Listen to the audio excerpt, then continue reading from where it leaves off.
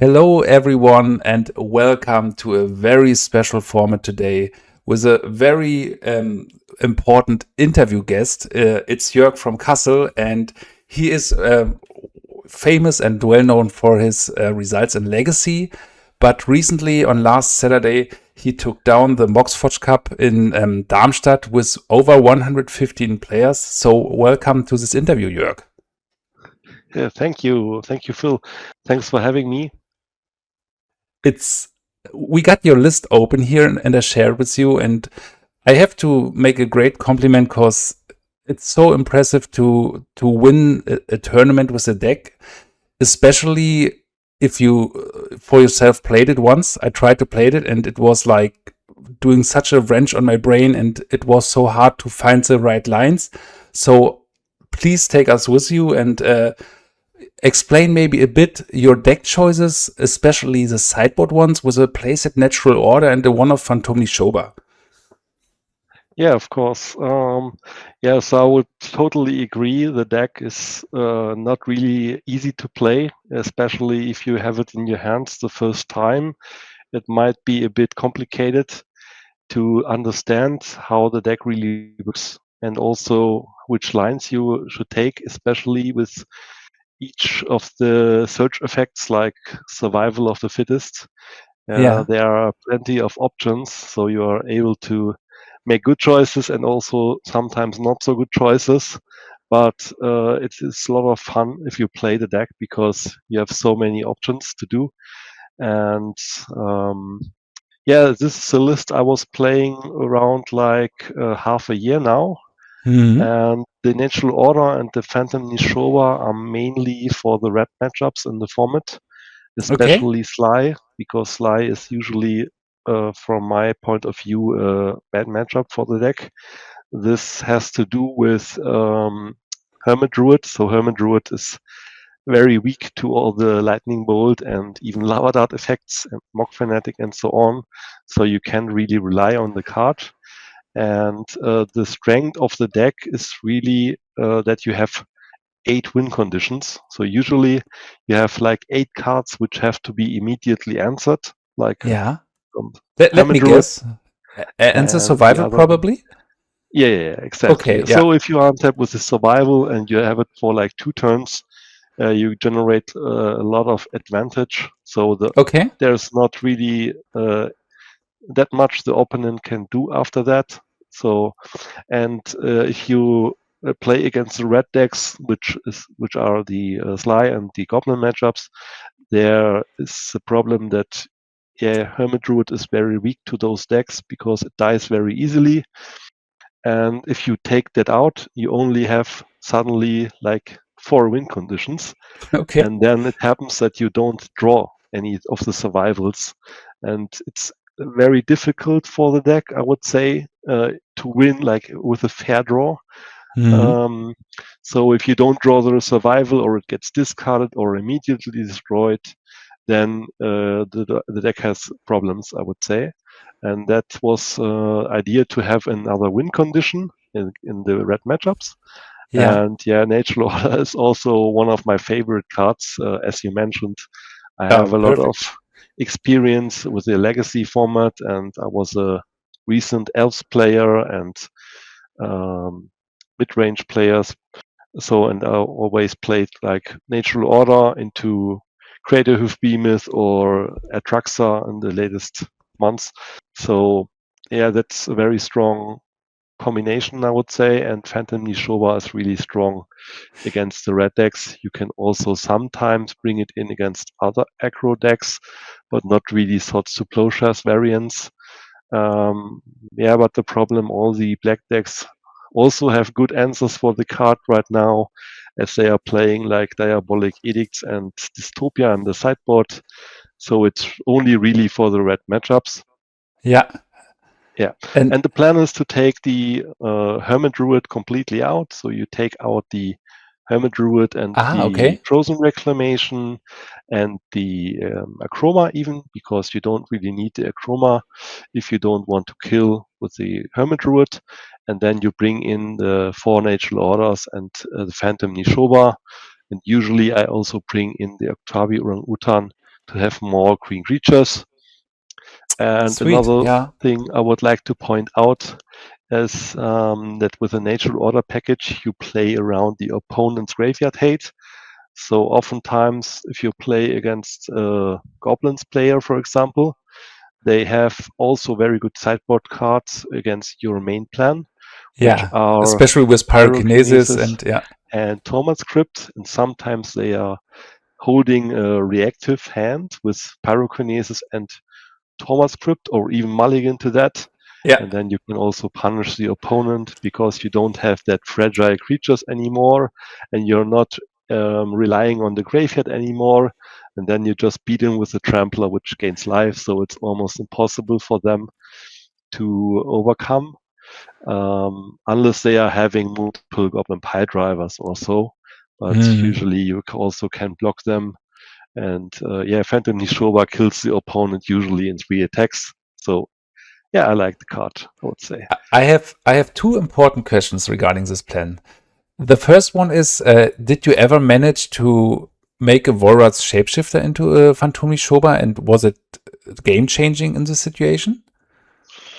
That's a good point. So usually you can say that they are fitting together not at all, because if you have Phantom Nishoba in your graveyard and play a shapeshifter, then you get the copy of the Nishoba and have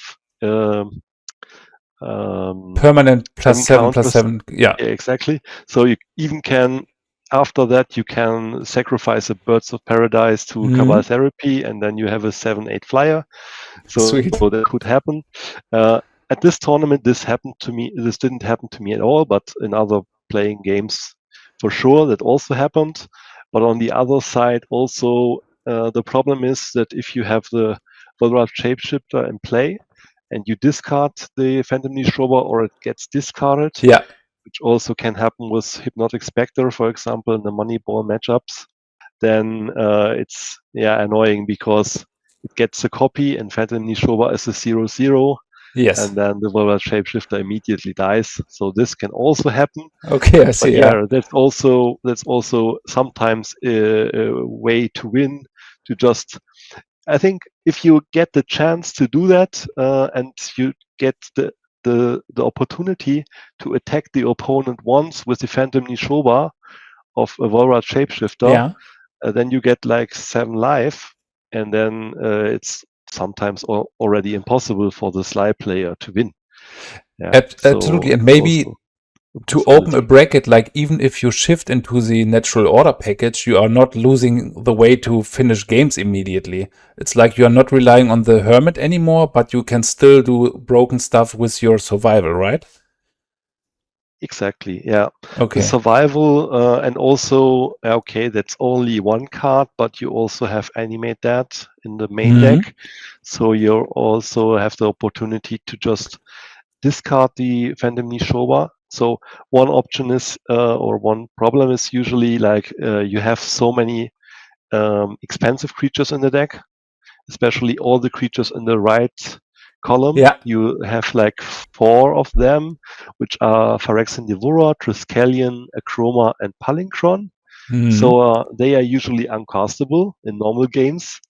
But sometimes if their games are really grindy, then you can also cast them, especially if you have like 2 Waller Fruits or so.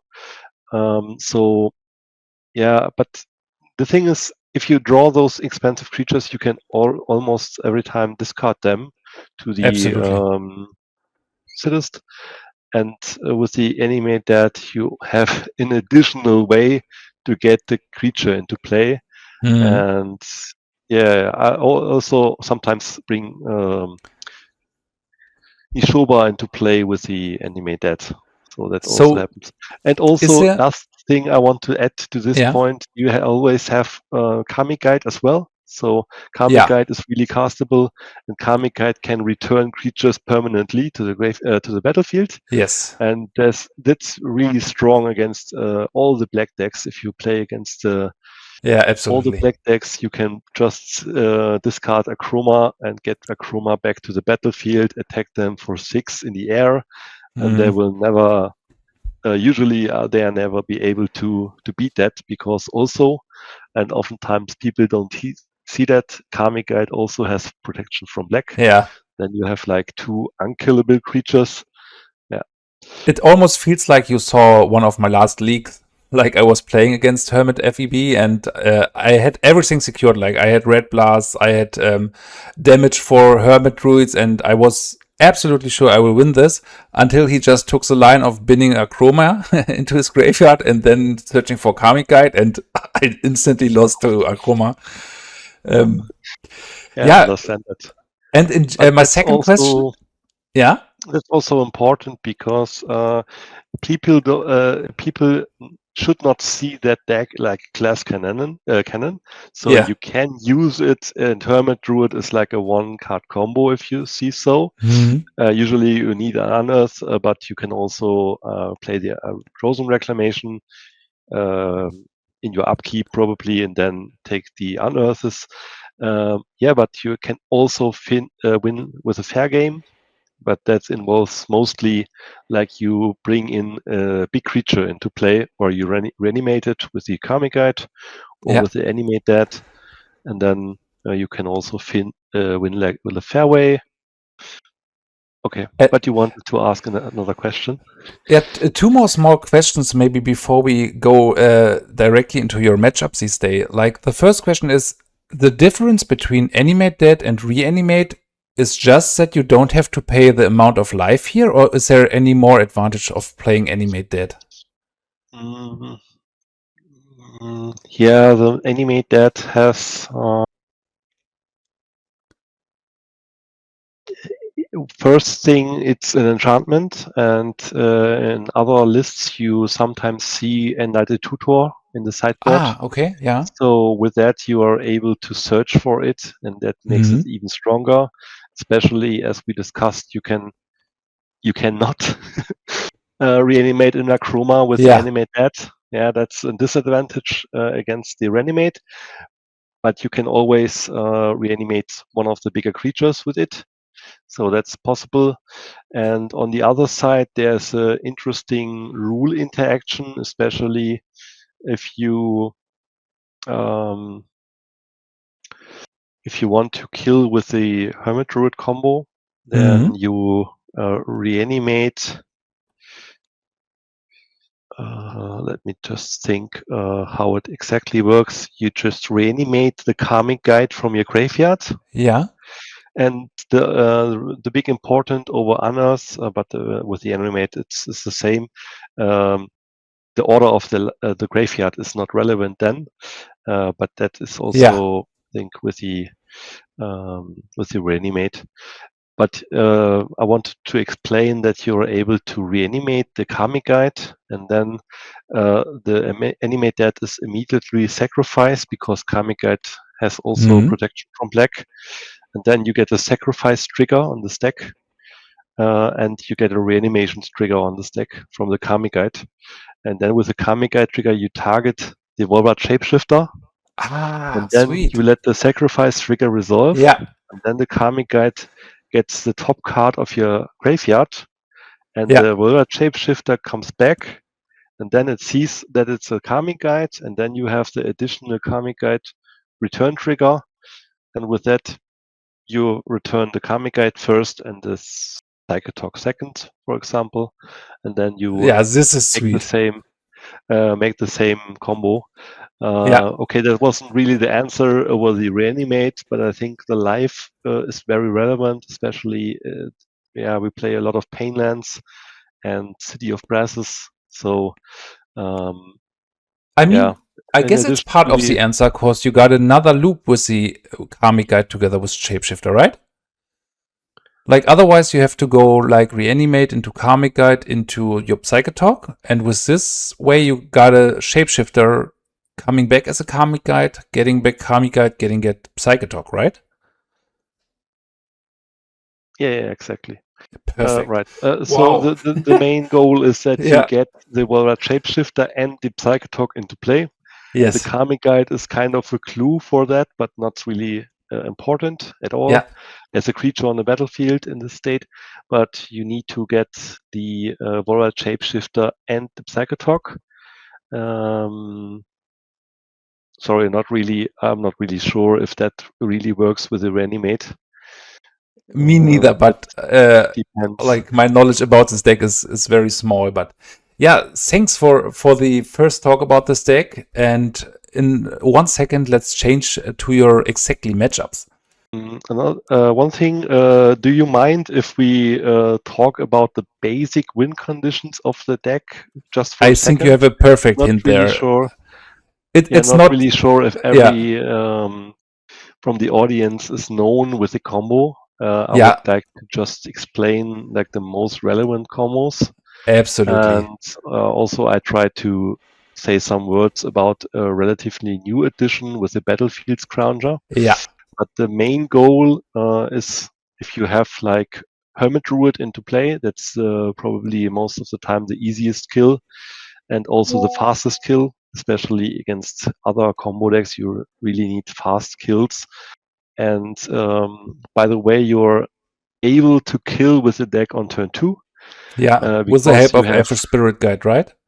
Yes. Yeah. If you have the Elvish Spirit Guide and the Hermit Druid in your hand and a couple of lands and you need the Unearth, then you're able to play the Hermit Druid on turn 1. And then in your first main phase, you activate the Hermit Druid and cast the Unearth. And this works if you activate the Hermit Druid, you don't play any basic lands, so all cards comes into the graveyard at the same time. And you're able to set the order of the cards you want to get them into the graveyard because all of them gets them at the same time. And then usually with the Unearth, the most important thing is that the Karmic Guide is the top card of your graveyard. All the other cards aren't that relevant. You can order the cards like Karmic Guide gets on the top, and then after that you get like Psychatog and Akroma, because when you reanimate the if you milled all the cards and then Karmic Guide is the top card of your graveyard, then you unearth the Volat Shapeshifter, and the Volat Shapeshifter sees that the top card is the Karmic Guide, so it gets the end of the battlefield effect. Then with the Volat Shapeshifter, you get the Karmic Guide itself, and with the Karmic Guide, return the Psychatog. Okay, at this point, I need to interrupt. You don't care at this point when you get back Karmic Guide and Psychatog, what's the top card, right? As you have this in play after that, or? Yeah, exactly. So if you have the Psychatog already in play, then you usually have the way to flashback Cabal Therapy. Yeah, this is so broken. So with Cabal Therapy, I see. Yeah, you get the Psychatog on the top card of the graveyard, and then the Volat Shapeshifter gets the Psychatog. Yeah. And with the activated ability of your Psychatog, you can exile cards from your graveyard. So you make it very big. Opponent has like 20 life. You need like exactly at least 14 activations because it gets plus 14. Yeah. And in the end, you exile the top card from Psychatog itself and leave Akroma on the top card of your graveyard. And it's a 6/6, so Volat Shapeshifter gets a copy of the Akroma, and with the pump effects from the Psychatog activations, you deal 20 damage or 18, depends how much life the opponent has. You're usually able to do like 25 to 30 damage. But you need you need 2 cards for each damage and subtract 6 because Akroma is a 6/6 already. Then you kill the opponent. But maybe to add on this point, it has haste. Like you can even do it like attacking for 25 or 30, but you can make an extra round with a Krosan Reclamation flashback if necessary, right? To stay at like Akroma and attack 2 more turns. Also, yeah, that's also possible, but usually if you go the route of the Hermit Druid, you usually try to kill them with one swing, because that there can happen a couple of things which interrupts that combo. But usually like 24 to 30 damage is not really a problem. Depends how much cards you already have been exiled and how many rounds have been played. But usually like 24, 20. So if the opponent has like an Exalted Angel and attacks twice, you're usually able to win anyway. But there are corner cases where this doesn't fit at all.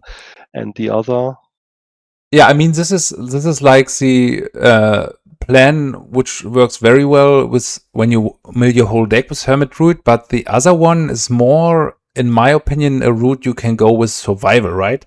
Involving the Devourer and Triskelion. Yeah. Or maybe Battle the Scrounger, but please explain the other line which often leads to the immediately win. Yeah, the basic line, one thing is that the described line with the Hermit Druid is very fragile. So there are a lot of things which can go wrong, especially if the opponent is able to disrupt you by even casting like Unearth or the Krosan Reclamation. And also Visionary even Charm. a Wasteland. Yeah, Visionary Charm or even a Wasteland can also sometimes completely disrupt this whole combo. And also it's very fragile to graveyard hate, like Phyrexian Furnace or Format Script. And the other line, especially if you have Volat Shapeshifter in play, then you can search for Phyrexian Devourer with the Survival of the Fittest.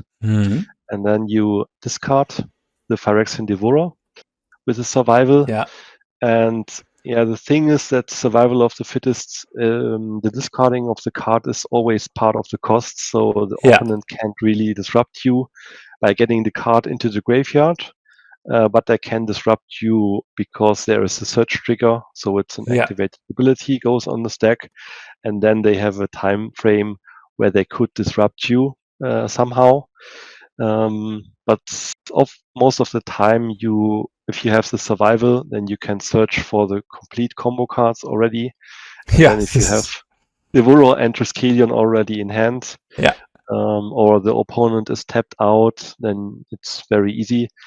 You can discard the Phyrexian Devourer, search for the Triskelion, and then the Phyrexian Devourer has an ability. You can exile the top card of the library, and the creature gets +1/+1 counters for the converted mana cost. But has the disadvantage that you have to sacrifice Phyrexian Devourer if it has 7 power or more. And this can even happen after one activation if you reveal a Akroma, for example. But this is not a problem because it's a ability which goes on the stack, and you can always activate the Phyrexian Devourer again. So you activate the Phyrexian Devourer again until it's big enough and has enough counters on it. And then you discard the Triskelion. And Triskelion says that you can remove a +1/+1 counter from it and do 1 damage to a creature or player. Yeah, that's so sweet. So usually you activate the Phyrexian Devourer until you have like 20 or 25 counters, depending on the life total. And then you can also kill some annoying creatures from the opponents, probably if they have a True Believer or something like that, which gives them Shroud. You can just kill the True Believer first and then ping the opponent. And it's also very strong because it's colorless. There is not so Mother of Runes doesn't work there, and also no Circle of Protection, which you couldn't play in this amount of time. But the funny part about this combo, in my opinion, is that people often got the illusion that they still can interact. Like they think, okay, I can do something if they discard there or if they exile there. The fact is, if everything is together, there's, in my opinion, like no way to interact because you can just keep priority until the Devourer is big enough and then still keep priority to go for Trike, right? Yeah, if you have the survival, I would say that's true. Yeah. And the World Shapeshifter has another ability, so you can pay 2 mana and choose to discard a card. But that's a usual normal activated ability, which goes on the stack. So there would be a way, if you don't have survival in play, Yeah. then you would like to activate the World Shapeshifter, and then there's a window where the opponent can sort of plowshares it or naturalize it. But with the survival of the fittest, there is no window because you have priority as an active player. Even if you play the combo in the opponent's turn, it goes all goes on the stack, and it's part of the cost to discard the cards. So there's not really, if you already have the Rescallion in hand and you discard the Phyrexian Devourer, there's nothing the opponent can do. I can even see situations where your opponent feels kind of safe because they think you are out of mana, but then you suddenly tutor with a survival Elvish Spirit Guide, or you have one in hand, and finish like this. Yeah, that also happens sometimes. So you have the it's not public information. If you have the Elvish Spirit Guide in hand, you sometimes can. Winning by that is rare, but I would say which comes up sometimes is because of Forward Shapeshifter is a 0/1 and blue creature. It sometimes the opponents get to or try to red blast or pyroblast it. And then sometimes if you have an Elvish Spirit Guide in hand and you are tapped out, then you can respond to that.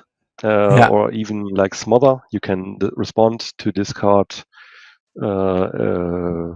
creature with higher mana costs, for example, or a green creature, so it doesn't get red blasted anymore, and then it fizzles. Yeah, that's a cool trick sometimes to save that. And sometimes if you're a bit short on mana, then it's also a way to search for the Devourer, search for the Rescallion, and then use the Elvish Spirit Guide to discard it. Then you have to kill. Would you agree with my opinion that this is by far the hardest deck to pilot in the format? Like, so much things can happen from your opponent's side that mess up your whole plan, or wouldn't you agree?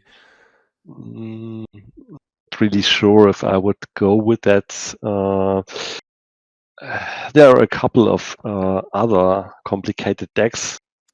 If I was thinking about Iggy Pop, for example, I think that's also a very hard to play deck because like your finals. Small spoiler.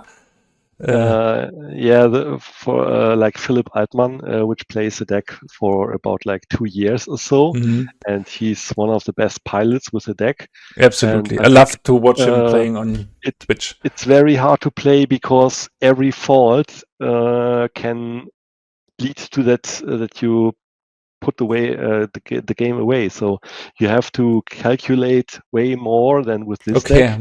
And if something goes wrong, it's really done. So, and here you always have a backdoor. Sometimes you can top deck like another Unearth or Animate Dead or so.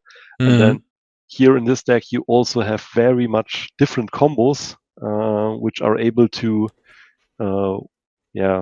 get you a win. But it's one of the hardest deck to play in the format, that I would say, but not really sure if I go for that. That's the most important and most hard to play deck. But also you have a lot of opportunities to search for different creatures, for example, and a lot of sub combos in the deck. So, for example, if you have a Psychatog in play, and you're getting the Hermit Druid, so then you can even beat a Thomas Crypt, because most players forget that Psychatog can just attack. So it's a creature, and then if you mill your whole deck, then you can just eat all the cards in your graveyard, and attack the opponent with a Psychatog. So This is sweet. this is also a way to win.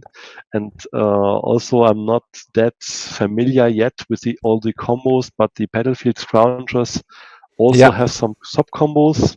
So with the Battlefield Scrounger, for example, if you have multiple Wall of Roots, you're able to make a loop with all the Wall of Roots, and the creature, which is a Warlord Shapeshifter, gets those pumps because that works like you discard Wall of Roots, then you activate the Warlord Shapeshifter to make mana, then you get another Wall of Roots, make another mana, then you discard the Battlefield Scrounger with the survival, and then you have the search trigger, and with the search trigger on the stack, you use the Battlefield Scrounger itself with 2 other Wall of Roots, and with this you can do an infinite combo, which pumps the Warlord Shapeshifter infinitely, but I never have been able to use that.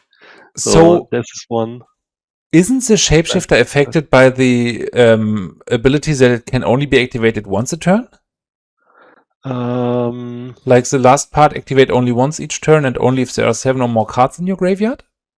Is it just for the Scrounger, or is it? Yeah, no, that also counts for the Wall of Roots, but you always get a new instance of the card into the graveyard, and the card changes. So I see.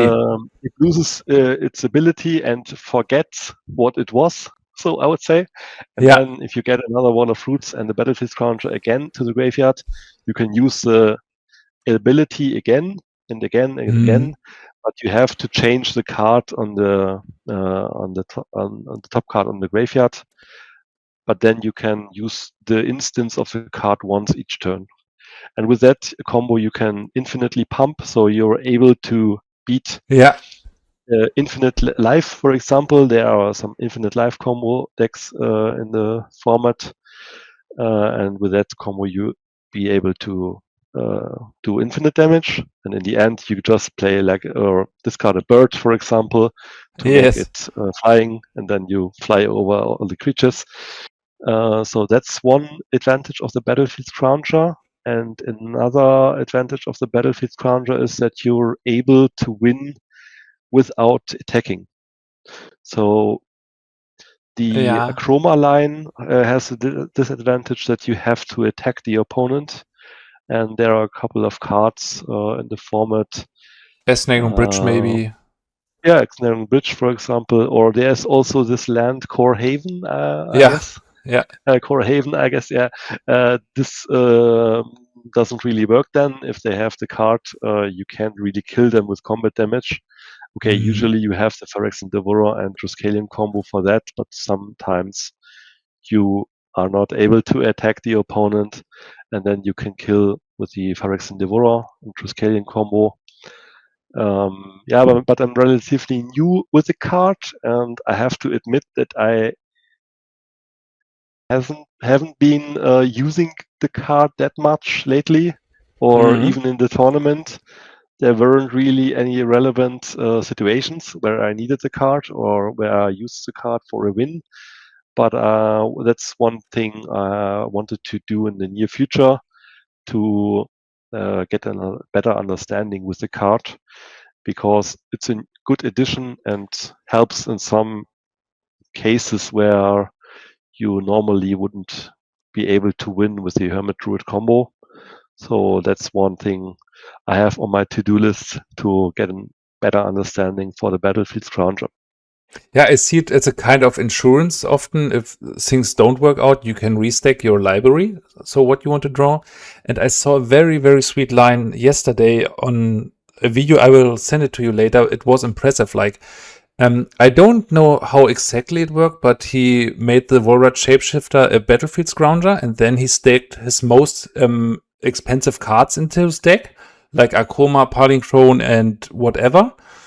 And then he started somehow the line, but he got one of the combo parts in hand, so he discarded with a Cabal Therapy to get the combo. And I was like, wow, this is possible from Yeah. I thought he absolutely lost at this point, and he still won.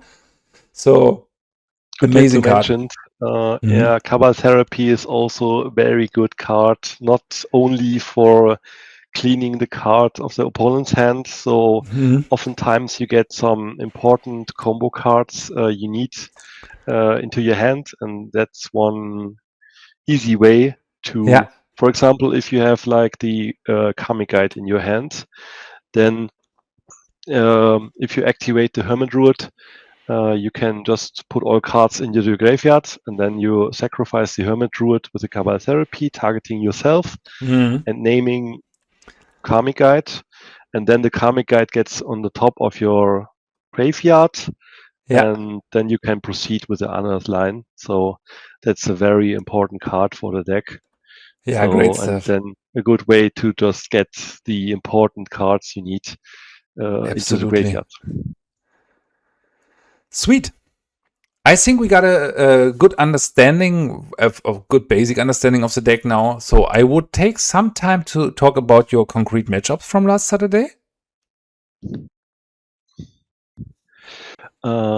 Just help me a bit out. Do you have the matchups on your sheet? It. Let's take our viewers and hearers back to last Saturday in Darmstadt. Like you said, it was 30 degrees. It was a tournament with 115 players. What amazing thing. And it was called the Moxforge Cup.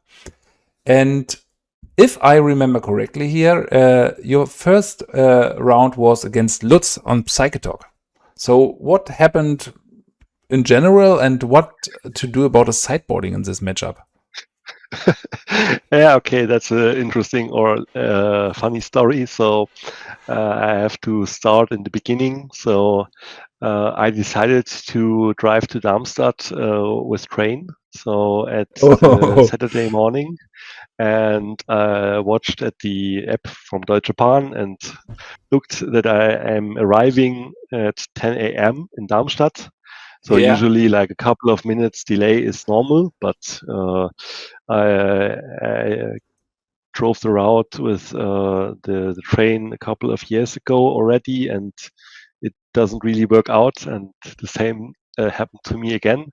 So the problem was that the train has had a delay from like 35 minutes. So my arriving at Darmstadt was on 10:35, and the tournament should start at 10:30. Wow. And from the central station, you need like 10 minutes, I would say. You can also go with bus or coach. And but I decided to get a taxi and drive to the event as fast as possible. And as I noticed that I'm not arriving at the right time, I was getting information to all the players. I know that they are in the event, that I give the tournament organizer, Mitya, an information that they should enter me into the event. I will arrive a couple of minutes later. So then I also knew, okay, shit, the first round gets me a match loss because I had a delay at arriving at the event for at least like 15 to 20 minutes. So I tried. It sounds like a nightmare. Sorry, but Deutsche Bahn stuff. Yeah, not okay. You have to do your best, then it can happen, but you shouldn't get out of the focus if that something happens. So I was trying to get into the event hall as fast as possible, and then I watched at the tables, and there was only one table which was only one player. So I knew, okay, that must be the table I also already got all the informations in the companion app. Then I walked to the table and asked if the player is Lutz. So Lutz was the player. He was waiting for me, and then I asked him if he managed something with the judges already. And then he said, "Oh yes, they were there, but they said we can just start later, and so we have a bit less time to play the match, but we can just start now." So lovely decision. That was really cool, and that is one of the advantages from the casually events, I would say. So in the past years, I was already also playing like competitive events, and this happened to me a couple of times that I was having a delay from the start of the rounds. And if you come like 10 minutes late, you get a match loss. So that was very cool that we had the opportunity to play anyway. Yeah, I love it. Yeah. And then I had a lot of luck with the die rolls at this weekend. So I had a lot of rounds which I was able to start. And then against Psychatog, I think I was starting with like a Birds of Paradise into a discard spell, and then I saw a really blue-heavy deck, but I saw Sickening Dreams. So Sickening Dreams is usually a Reanimator card, so I thought, oh cool, there is somebody which has a blue-black Reanimator, but a control-ish variant.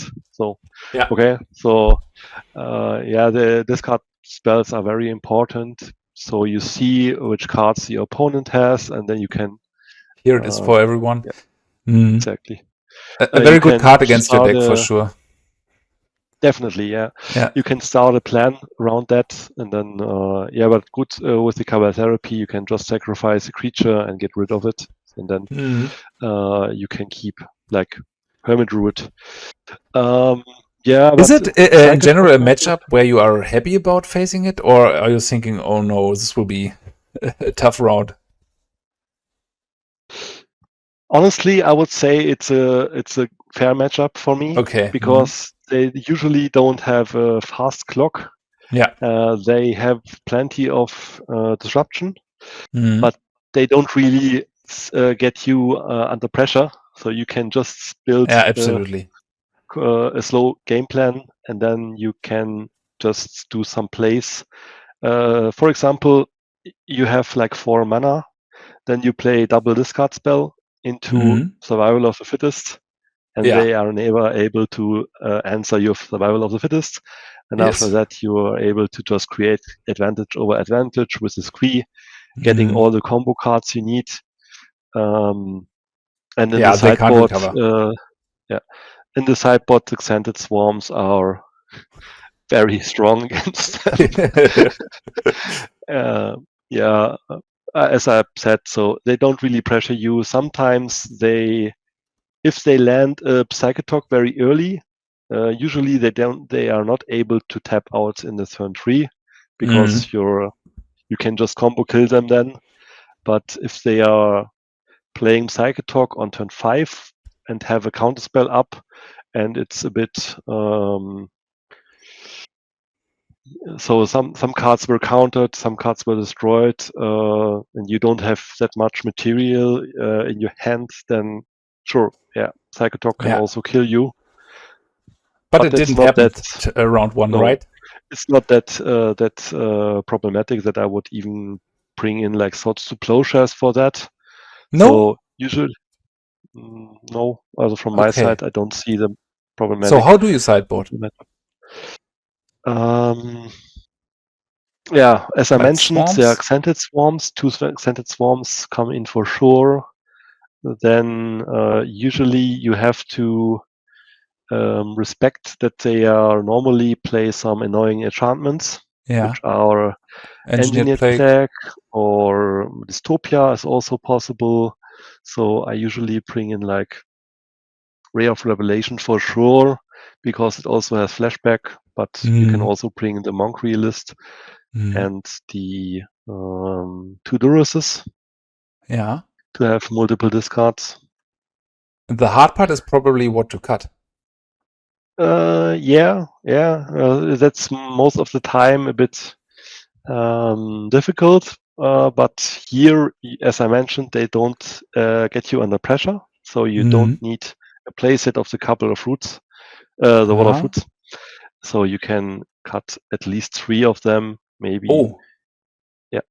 I usually cut like most of them, but sometimes it's good to have it as a tutor target. So I would leave into the deck, And then you also can cut one Elvish Spirit Guide because it's a very grindy card. Grindy matchup, but this card is not really for grindy matchups, I would say. But also sometimes it's good to have an opportunity to search for it if you need it. And then you can also cut one Hermit Druid because sometimes they are also bringing in Graveyard Hate.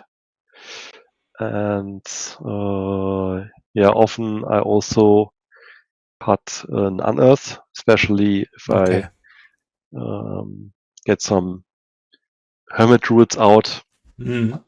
So that would be a very easy 6/6 card. So you have some good additional disruption which you bring in, but you take out some weaker cards, and then I can see the plan.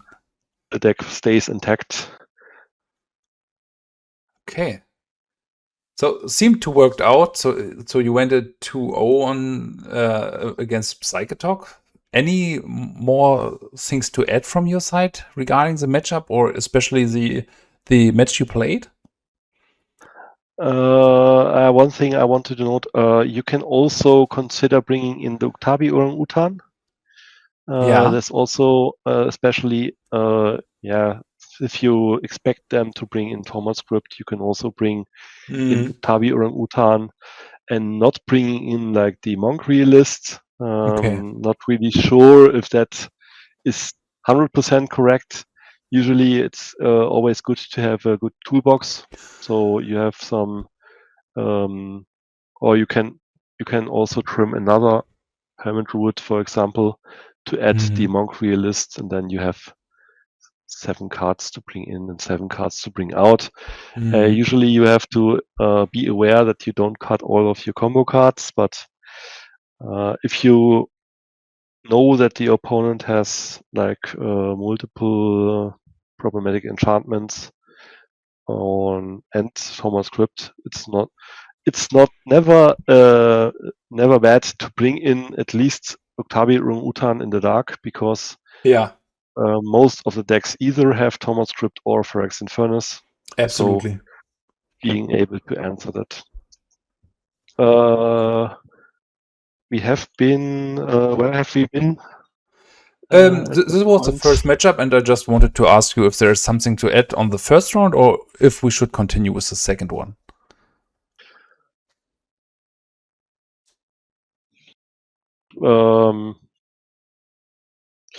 Sorry, I don't have that much notes from that matchup, because I wasn't even able to get my sheets where I have my life totals on it, because we wanted to start as fast as possible. But I don't remember any relevant things. Expect that I have to point out that Lutz is a very friendly person. So shout out. I stayed in contact with him over the whole event.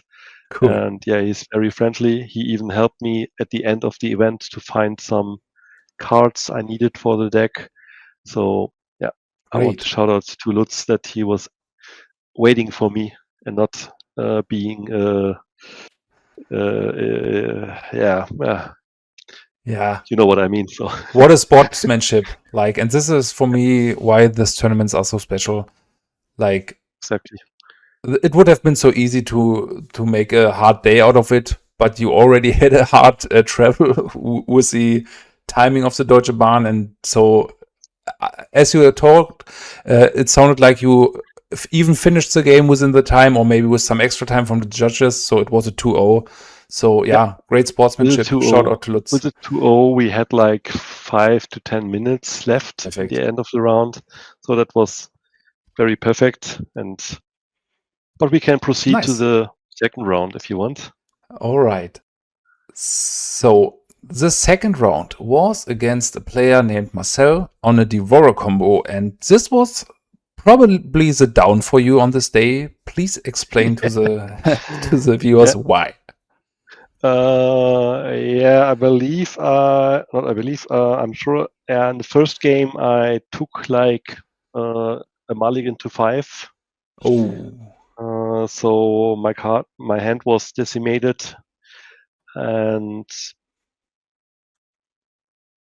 not a matchup where you want to have a mulligan against this yeah, density yeah, of combo potential. exactly. It was Devourer combo, and I guess I'm not really sure, but I guess he won the first game, and then so he was able to assemble the combo, and he was also be aware to just sacrifice the altar of Dementia and not try to kill me with the mill plan. And he was able to set up Phyrexian Devourer and Fling kill. So nothing I was able to do there in the first otherwise game. it can really backfire, I see, because he's doing the mill part for you, you are doing the stacking and the Krosan Reclamation. That really helps me even, because I can stack the deck how I want, and then use the Krosan Reclamation in my upkeep to just get the analysis back, and then just kill him in my turn. Okay, good knowledge. So, I wouldn't consider this, to be honest. Sometimes you have to do the mistake to learn of that. But I'm sure Marcel is a very experienced Devourer player. He also said to me that he was playing the deck like I guess at least 1 year or so. Yeah. And he was also playing in the Moxford regularly. So he was he knew what he has to do, so and he did exactly that. Yeah, but then in the second game, so I would also say that the Phyrexian Devourer combo matchup is also in my favor, because I have a lot of discard spells and a very fast combo. And here in the matchup, you bring in Uktabi Orangutan to destroy some enchantments, artifacts, and 2 Durus. Okay. You only need those 3 cards for the matchup. Sometimes the Devourer combo players also play Oath of Druids. Oath of Druids. Yeah. Then you bring in additional enchantment hate for that, but I didn't see that. So I thought, okay, I have 6 discard spells in my deck, and this is one of the main plans to discard in the first round and play the Hermit Druid in the second round. Yes. And then kill them. But generally speaking, I think the Oath builds with the Devourer are more seldom one. And they are mostly running then Gaia's Blessing, stuff like this. So they feel a bit more fragile, I guess. So if you see something like Devourer, I guess you are assuming it's blue-red, right? I'm not really an expert of the Devourer deck, but I think that's one thing is that the Oath of Druids variants play more of the Rainbow lands and also Mox Diamond. Not really sure if that's a stock card in the normal variants, but Marcel was playing them. Okay. He was playing Mox Diamond, and this also helped him in the third game. What I don't want to spoil right now. But it helps to accelerating the deck and also mana fixing. But as I mentioned, I thought, okay, in the second game I will be on the play, and then I am able to discard the first relevant spell and then kill them with the Hermit Druid as fast as possible. Yeah. And it was a cool start because I had Hermit Druid, Elvish Spirit Guide, and also the Unearth in hand, so I would have been able to kill him in turn 2. Yeah. I had a very good start and played the Hermit Druid in the first turn. And he also had a very good start. He played Mox Diamond, a land, and a Pyroclasm to kill the Hermit. This hurts. But I had the Unearth, so I was able to reanimate the Hermit Druid again. And then I was able to create a win from there, which was a bit slower because I needed the Krosan Reclamation for that. But you planned on using the Unearth on Volrath's Shapeshifter, right? Exactly, yeah. Okay. I would have been able to activate the Hermit Druid in my second turn, Yeah. put Karmic Guide at the top card, and Sweet. then I would have been able to unearth the Shapeshifter Yeah. and get the Karmic Guide into play and get the Psychatog into play, and then sacrifice the Psychatog with the Cabal Therapy. Yeah, but I had a good start, and he has a good answer for that. So that was a good start for both of us. But then I was able to just get the Hermit Druid back, and I think it took like 2 turns after that to set up the kill. That was But no it problem. worked out with a Psychatog Akroma then, or with a Trike line? I think it was the Psychatog Akroma line. Because you milled your library and then... Yeah, exactly. So most of the time, if you go for the Hermit Druid, then this is the most common kill you set up, that you use the Psychatog and the Akroma. And I think the Phyrexian Devourer decks cannot really interact that good against that combo. I took some bounce spells. Peek at his deck list because he posted this today in the Mox Forge, and it feels like you are favored combo-wise. If you're not taking a Mulligan to 5, because the interaction is like 3 Pyroclasm, some bounce spells, I don't know how good they are, and 2 of Pyroblast. But please take us to game 3 and what happened there, stopping your ambitions to finishing the tournament at first place. Game 2 was a hard decision for me. So I made the decision to. So I had a great hand with. I guess it was like Birds of Paradise, Cabal Therapy, Survival of the Fittest, Uktabi Orangutan, and I had the opportunity to either start with a discard spell or start with the Birds of Paradise. Okay. And he had a very weak start, I would say. So he just played a land and cast Chromatic Sphere. Chromatic Sphere. So I thought, okay, probably he has like Pyroclasm in hand or so. So I start slow and do my SL rating with my birds. And then in the next turn, I would have been able to shred his hand because I even drew another Cabal Therapy, so I would have been able to like play or discard like 3 cards or so. Yeah. But then he had a very very strong second turn. So the first turn he started with a Crystal Vein, and then the second turn he played like Ancient Tomb, Box Diamond.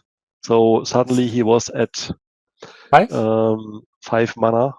Potential if you sacrifice them. Yeah, and with 5 mana he was able to cast Tinker into Fling. Wow.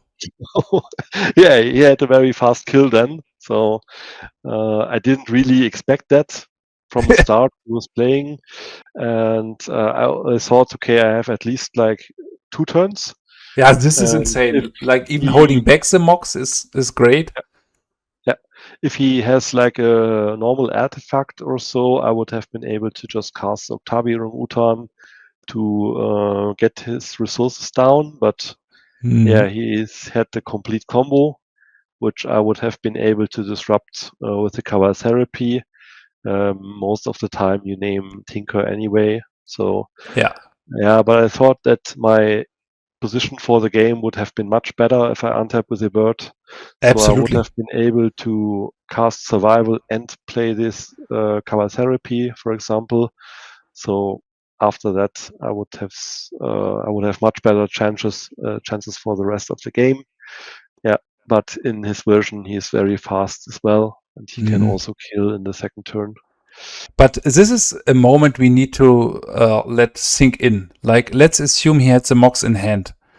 And the Mox would have been exposed to some stuff like Duress. And for sure, everything went right for him. But the patience to not play the Mox, which can't be destroyed turn 1 by you, but to not it's a kind of trap to say, yeah, you got time, and then turn 2, like, Tinkerfling. This is so insane. Yeah, not really sure. Possible that Marcel held his cards completely back because he wasn't able to use it anyway. Not really sure which of the cards he was top decking, or but probably a very good play from him to just not give me the information that he has a lot of mana and or he's able to win in the next turn at all. So yeah, he had like 5 mana in the second turn. This is so much more mana that I would have, or I can produce with the birds, for example. So you don't really expect that you get killed in the second turn in this situation. But afterwards, I would say it was probably even the right decision to start with the bird. I'm with you. Yeah, the situation is you can sometimes it can be killed in the second turn also with those decks, but most of the time the thing is, and also that I would like to mention, that Birds of Paradise is a very strong card in the format, especially because it makes all of your colors, or all colors you need or you want, and also you get an additional mana every turn, so that snowballs. And if you start the first turn with the birds, then the snowballs for the complete rest of the game, and then you have the advantage by that.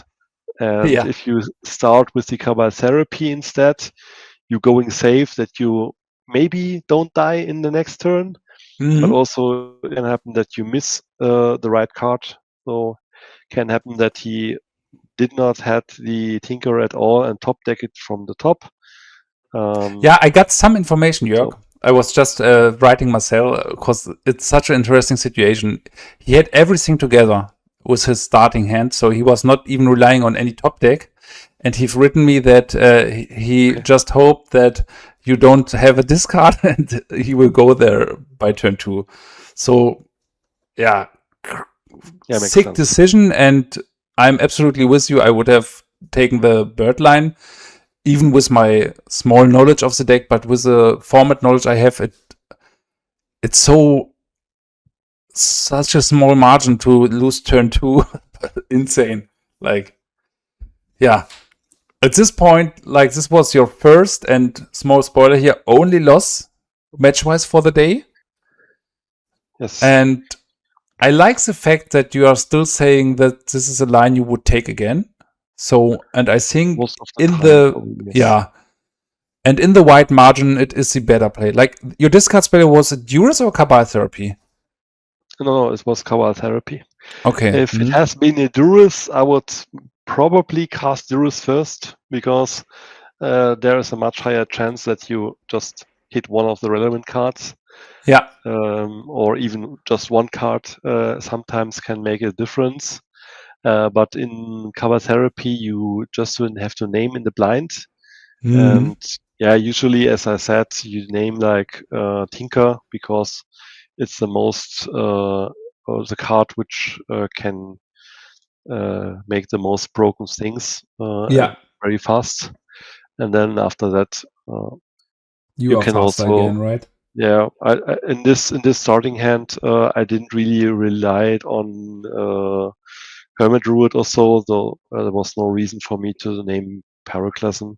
And I don't think that I would cast Pyroclasm into a bird. So that would be probably one way to start. But as I explained, having the survival in hand and being able to cast 2 spells in the second turn, probably, and being able to answer an artifact with the Uktabi Orangutan, I said, okay, I want all those possibilities in the second turn. Yeah. But it never came to the second turn, unfortunately. Sweet. All right, Jörg. Anything to add to this matchup, or should we go to round 3? I can also just say that in this matchup, I bring in those 2 Druises and 1 Uktabi Orangutan. And take also Water Fruits. I also take out the 3 Water Fruits.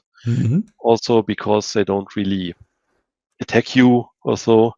Your fruits usually is very important for matchups where the opponent has a couple of mana denial in combination with attacks. For example, like goblins, it's very strong, and Tyragadon is also good because you have the mana on the creature and not on your lands, and also blocks very good with elephant tokens or meddling mages or so. But in this matchup, you don't need that, and also keeping one to just be able to search for it if the situation demands. But as you want to kill them with the Hermit Druid, you usually don't have the time to cast and use the Wall of Roots anyway, because in the optimal situation, you start with a discard spell, cast Hermit Druid in the second turn, and kill in the third turn. So there's no really good time frame for the Wall of Roots. Okay, perfect. But then we can switch to the third. All right.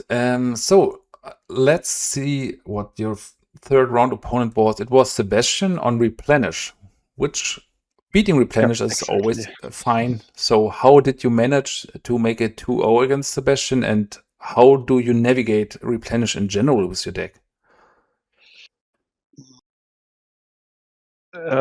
First, I would say also Replenish is also a good matchup. So you also have two win conditions, and they have to have the right situation, the right answer and the right situation. Yeah. Sure, sometimes they can have broken draws with Frantic Search and Soul Lands? No, I mean the wave.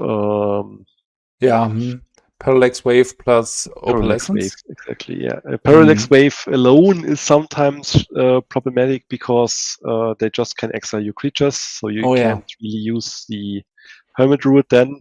And even with the Opalescence, they can do that again and again. But as you're also a very fast combo deck and have a good way of disruption with the Cabal Therapies, then you can disrupt them and being fast enough to just kill them before they can set up their combo. Yeah. It sounds like you are the better combo deck in general. Also, I was again on the play in the matchup. So not really sure on my notes. Don't really have written if I was killing with either the Hermit Druid. Sometimes they just handle your first threat like Hermit Druid or Survival with the Swords to Plowshares or with the Seal of Cleansing, but then you can add another kill condition on the battlefield, and then oftentimes they don't have the way to answer that again, and with that you can just use your Hermit Druid. They only have like 4 Swords to Plowshares.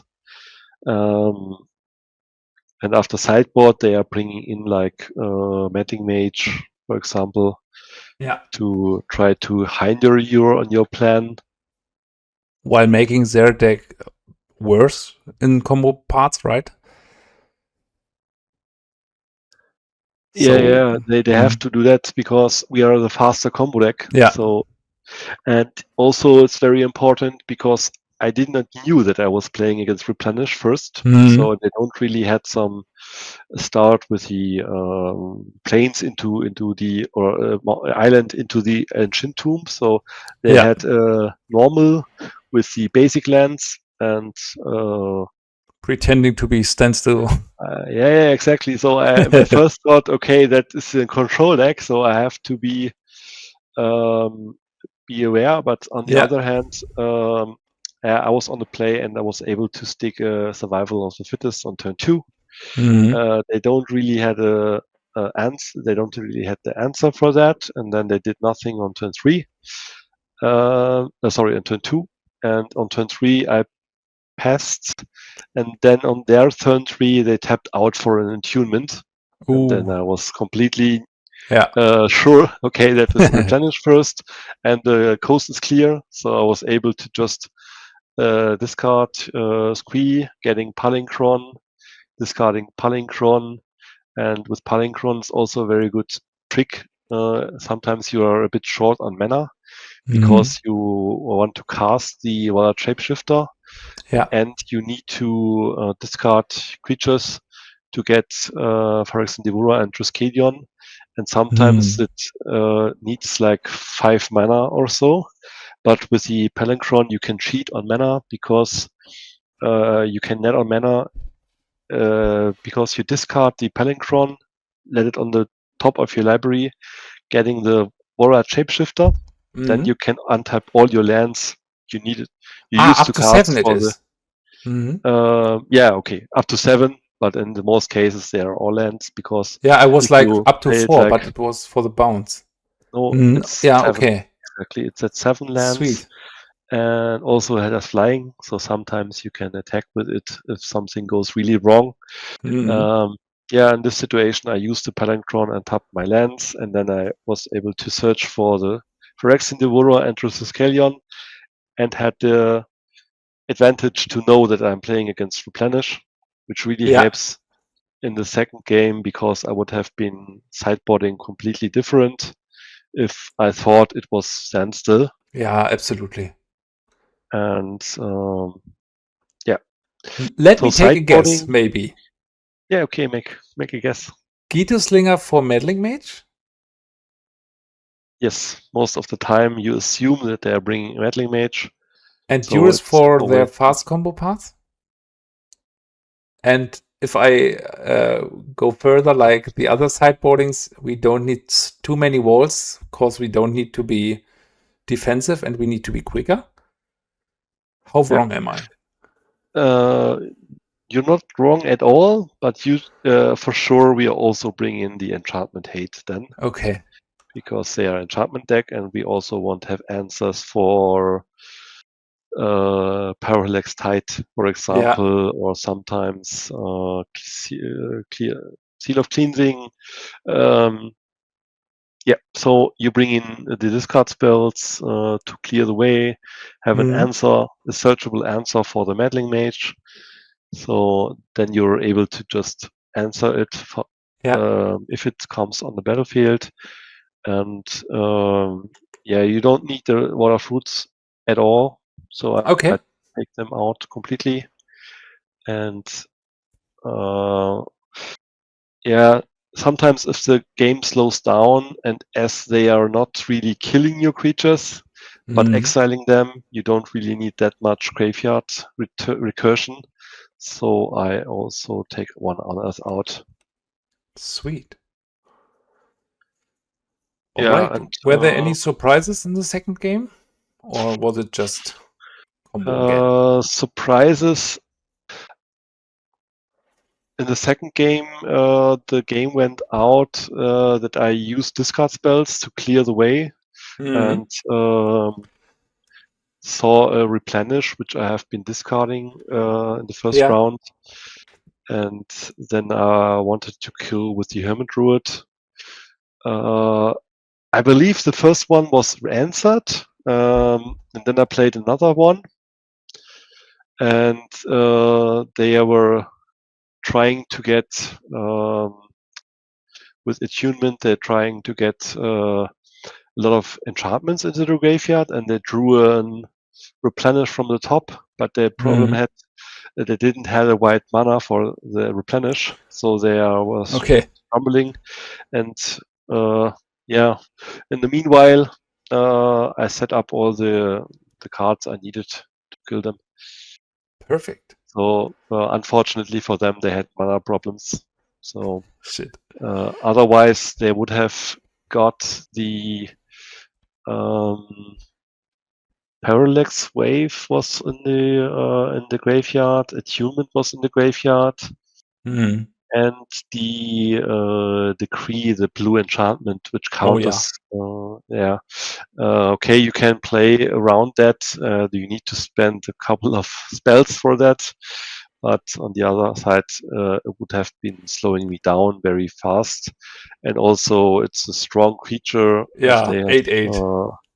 Opalescence, for example, then Yeah, they can kill you very fast with it. So, but it perfect. worked very good for me because they didn't have the white mana. And then after that, with all the discard spells, you can also just shred their hand and limit their options. Mm-hmm. Great. All right. All right, Jörg, let's talk about your round 4 opponent named Ben with a white weenie. And one big question from my side: how could white weenie manage to win a game against you? Yeah. I was I love also white a weenie. bit Small disclaimer, but confused it's so about tough. it. I was confused about it. So yeah, it was also a very interesting deck. So it was white weenie, but not a flippy version or so, but Yeah. just white creatures. And yeah, in the first game I saw like some shadow creatures. So Okay. all those typical 2-drops with shadow Yeah. have been played. The Savannah line was also seen, but yeah, I believe I made short process with Hermit Druid again. So they don't had an answer for the Hermit Druid. So yeah, so it was a very easy win. Yeah. It sounds like And they don't breakfast. really can disrupt you. Yeah. They have some 4 creatures, swords but they're maybe, not but fast enough. Exactly. So not fast enough. And okay, but game 2 was a bit more interesting. yeah, And before that was let's talk first about the sideboarding, which is probably very interesting okay. here. So this is probably a matchup even due to the shadow. You won't cut your walls down, right? No, or keep all the walls. Yeah. So it's very good. Okay, they have like shadow creatures, which are not really blockable for me, but they It's don't too have slow, like right? 40 of them. They don't have like 40 of them, so they also have other creatures. And also you want the mana and want the possibility also because they mana deny you. I saw Wasteland in the first game. I didn't really saw Brushland ports also, but there's also a mana denial deck Yeah, usually. Armageddons, So stuff like having that. having Water Fruits is good in 2 ways. Either you can block those creatures, at least like Savannah lines or so, and also you have enough mana to cast multiple spells each turn. Yeah, but yeah, for sure I bring in the Swords to Plowshares in the matchup just to get a bit more time. Not Okay. really sure if I had to fight against any problematic hate bears or so, but I wanted to have answers for any creatures. Yeah. Probably it's not needed because I didn't really saw really problematic creatures, but that was I mean, this interesting. is kind of the advantage of the mono white decks that you don't know what they are playing, and they can really get you with a hate beer because there is no common understanding of a white weenie deck and which are the 75 or 70 cards they run. Yes, exactly. Not really familiar with the deck, so I have to sideboard a bit in the blind. And Yeah. yeah, bringing the removal against the creature deck is a no-brainer for me. And yeah, also I brought in the Ghitu Slinger to be Yeah. able to kill any creature, especially. Oh, sorry. What I wanted to mention, even if they don't play any hate bears or so, they even have the shadow creatures, and the Yeah. shadow creatures can add up some damage over time. And oftentimes you just need to stabilize in the mid game, and then if you kill like one of the or two of the shadow creatures, they are not able to put you under pressure anymore. Yeah. And then you can set up the kill with the survival and Wall of Foods very easy. Absolutely. Yeah. They run out of And gas at some point where you can just rebuild at any time. yeah, most of the time, yeah. And also I brought in Uktabi Orangutan because I expected like format script or so. Maybe even some curse scrolls. No, cursed scrolls not, but cursed totems. Oh yeah. And I also saw Nasty. cursed totem. Yeah, Yeah. I also saw cursed totem in game 2. Okay, that's the 4 cards I bring in the matchup, as I mentioned in the beginning. Yeah. This is not a Phantom Nishoba matchup because they have access to Swords to Plowshares, and it's easy killable. So yeah, I bring in a bit removal and the artifact removal, and probably take out like 2 Cabal Therapy. Yeah. 2 Cabal Therapy, 1 Unearth, and 1 Hermit Druid. Probably was like I was sideboarding. Again, cutting a bit of the graveyard reliant combo just to play a bit around graveyard hate. And how did they manage to win a game? Was it due to shadow creatures and mana denial? It was on one side, I took a mulligan in the second game, which is not that problematic. You mulligan a lot with the deck, so you should mulligan also a lot with the deck. Yeah, so you're a each combo starting deck, right? hand, if you have a starting hand without survival and or without the Hermit Druid, you should usually ship the hand away.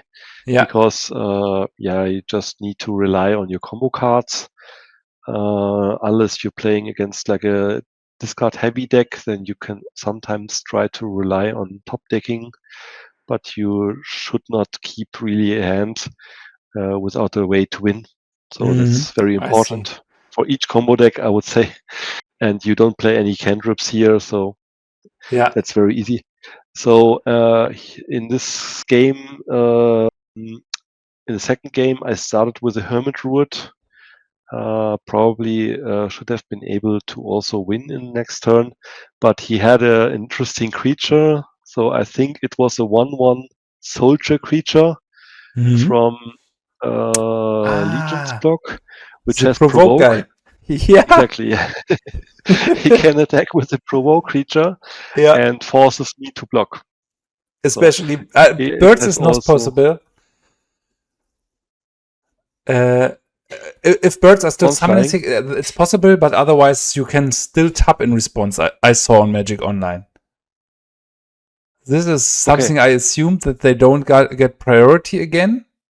Yeah. But I guess if you provoke, you still got a small time frame to tap your birds again for mana if they are not summoning sick.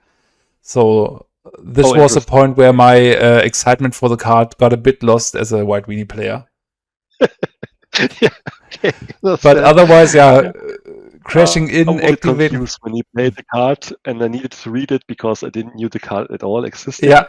But then I realized, okay, this card is good against me. He can kill my birds if he's on the play, and I have a bird that's nasty. and kill my.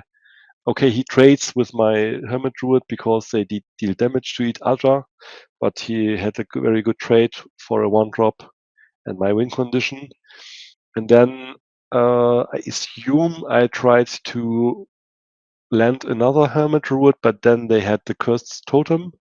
So he had a lot of time to hinder me on my game plan.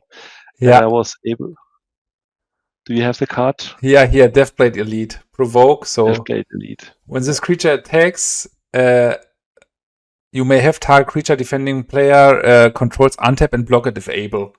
And then you can prevent damage on both, but they can basically even give it protection from green to kill your Hermit Druids and stuff like this. Okay. Yeah, good call. Sweet one. And then after that, he also played a couple of creatures with Shadow, so then I wasn't able to handle. Also, in combination with Wasteland, I was mana denied at 2 lands, so I was a bit behind, and then I wasn't able to find a timely answer. I had the Uktabi Orangutan already in hand, but I didn't have the 3 mana. So, then he just killed me with his creatures before I was able to set up handling the Cursed Totem and combo kill. So everything They've worked played out in Elite, his favor. won him the game. Yeah, sweet. Maybe we Yes. will see price spikes there. Maybe. Yeah. All right. So anything more to add on the White Weenie matchup, or should we continue with round 5? No, I think in the third game it was very good. Then I had a survival of the fittest there, and was able to set up the Phyrexian Devourer and Triskelion kill. So that was very easy. Yeah. They didn't really had. So they brought me, or at least I ended the game with 7 life. So I had at least 1 turn or maybe 2 turns of buffer, so they weren't able to kill me right away. And then I was able to set up the combo with survival. So yeah, they don't really have that much interruption. Okay, they have some permanence, but Yeah. they can't really assure that they draw the right cards in the right moment. And then Yeah. the raw power level of the deck is too strong to punish that. Absolutely. And they are lacking card advantage in most cases, and even card quality. So it seems tough for White Weenie, but yeah. Thanks for the sideboard information here. Again. So on your round number 5, you played against Eduardo on Pitrek, and you managed to finish as a 2-0. But I have to admit that I guess this is not a super easy matchup for you. But please enlighten us here, Jörg. Yeah, also a very nice player. So at the beginning, when I saw the name, I thought maybe it was a player from Spain. Okay. But he wasn't. So he was playing. He was from near Stuttgart, and also a very nice player. Yeah, the game started. Also, yeah, take a lot of mulligans. So a couple of times. Especially against this deck, it's tough, probably. Yeah, it's tough. Yeah, but if you're either I wasn't knowing what I was playing against, and also if your hand doesn't do anything, you just chip it, as I explained earlier. So there, yeah, but they started with the first turn Dark Ritual into Hypnotic Spectre, and I had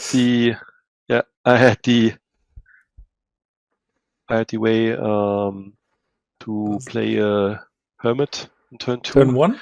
Turn 2, okay. No, I think it was turn 2. Not really sure, but I landed a Hermit. He wasn't able to answer that. And then I also had enough lands to just use the Hermit and then cast Krosan Reclamation. So, and with the Hypnotic Spectre, he wasn't able to disrupt me at all because he didn't really hit any relevant cards. Yeah, plus you were hellbent pretty soon anyway, I guess. Yeah, could also be that he was able to handle the first Hermit, but I had another one. Yeah, that was probably the case exactly. So they was able to smother the first Hermit, but as I had 2 Hermits in my hand, and he wasn't discarding it with the Hypnotic Spectre. Okay. So I was able to play another Hermit, and then in my upkeep, I used the Hermit. Probably this was in his end step. Then in his end step, I used my Hermit and used Krosan Reclamation, and then in my turn I got my others. So there wasn't anything relevant which he was able to do. Yeah, and Hypnotic Spectre didn't really disrupt me in this game. That was my luck. Sometimes it happens completely different. This was happening later in the later round, but at this round it wasn't problematic. Absolutely random, right? It was random, yeah, in my favor. Yeah, and in this matchup, not really sure. I think in this matchup, I bring in the Enchantment Hate. Because they have Bottomless Pit and usually they have Dystopia or Engineered Plague. So you can bring in Monk Realist and Ray of Revelation and Uktabi Orangutan because they have the rack and most of the time also Tomat Script. And not really sure, completely unsure. I'm not really sure if I brought in the Sword Plowshares as well, but I had the Ghitu Slinger. At least one answer for Hypnotic Spectre or the Potato, the Plague Spitter. Exactly, yeah, they had a Plague Spitter, which I was seeing with the Cabal Therapy in the first game, and they have then it must have been that I also bring in the Sword Plowshares because Plague Spitter is a bit too strong to let it on the battlefield, so I needed a bit of removal for that. And probably I did cut a bit of discard here. Cabal Therapy should have been cut, like 2 of them. Yeah, this sounds a bit counterintuitive for newer players, I guess, but I guess some games might evolve into a mid-range game, and they are pretty awkward top decks in the mid-range game. Plus, you got the ability, if you mill everything, that you can still flashback twice, right? That usually this is the way how the game plays out. Yeah. So you get in a top deck war. So you top decking cards with 0 cards in your hand, and then the worst thing you can draw is like the Cabal Therapy you cannot use. You just leave it in because you want it. If you go for the Hermit route, you can win with the Cabal Therapy to sacrifice the Psychatog after you returned. So you don't completely cut it. Yeah. But you don't want in your starting hand or top deck it. So you try to minimize the chance that you top deck that in like round 4 or so when they don't have a card in their hand. Yeah. And on top of that, I think that I also cut some Hermit Druids because they bring in Graveyard Hate. Probably like 2 of them and 1 Unearth. So then we're getting 5 pretty cards, close. and probably 1 Elvish Spirit Guide was the card I was cutting. Also because it's a grindy matchup, and Elvish Spirit Guide is a 2/2. Sometimes you forget it that you can also cast it as a creature, but you don't really need that much speed in the matchup because it comes up to card quality and card quantity. And sometimes it's also good to be able to search for it. If you lack for a mana, then you can get it with the survival and use it for your combo turn. Perfect. Yeah, anything to add on this matchup? Or was it just a very that was interesting? Yeah, okay, that was interesting. I also noted it on my sheet. So game 2 was won with Phyrexian Shapeshifter in play. I already had it in play, and I was using the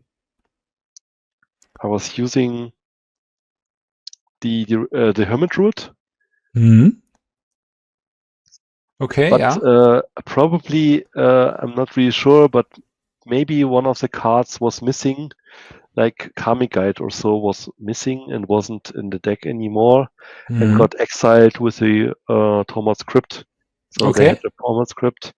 I was able to force him to use the Tormod Script, and with that way they exiled my Karmic Guide, so I wasn't able to set up the kill with the Karmic Guide anymore. Mhm. But then it's very good if you have Aura Shapeshifter in play. You can just put Psychatog on the top of your graveyard, and then it just eats the graveyard like Yeah. if you would reanimate it, but it's already in play and it doesn't really have summoning sickness, so you just can attack. Then you Mhm. eat the whole graveyard, and then you can leave just Akroma on the top, Yeah. so it Mhm. even has protection from black then.